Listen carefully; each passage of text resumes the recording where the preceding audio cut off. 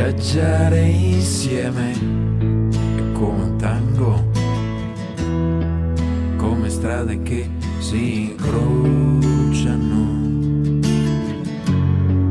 un po' d'asfalto, un po' di fango, per due vite che si sfiorano,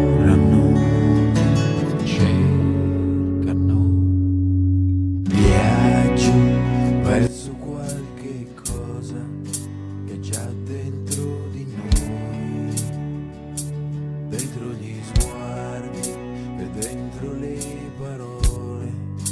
Siamo passeggeri per non so ancora dove.